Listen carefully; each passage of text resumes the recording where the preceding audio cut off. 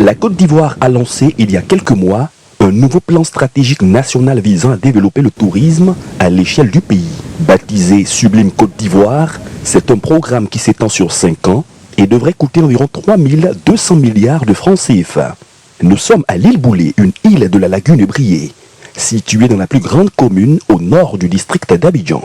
Prisée par la classe bourgeoise, on y retrouve des établissements hôteliers haut de gamme, dont le Boulé Beach Resort, en abrégé BBR. Né en pleine crise de coronavirus, ce complexe est l'un des plus beaux joyaux dans le secteur du tourisme et de l'hôtellerie en Côte d'Ivoire.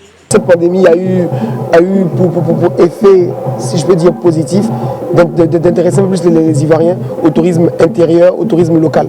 Donc aujourd'hui, on a une clientèle qui est à 90% nationale et c'est une vraie fierté et nous en sommes très heureux. Avec des commodités répondant aux normes internationales, ce complexe se veut une référence africaine, voire mondiale. Pour le ministre ivoirien du Tourisme, ce complexe hôtelier s'inscrit dans la vision gouvernementale d'une Côte d'Ivoire sublime. Évidemment, l'industrie des services commence à remplacer le secteur primaire et créer suffisamment d'emplois et qui donne une certaine image à la destination Côte d'Ivoire pour faisant de la Côte d'Ivoire la base de divertissement et de loisirs, donc un hub touristique. Là où il y avait un gap, nous ne pouvons que nous réjouir et nous associer et apporter le soutien franc et direct du gouvernement.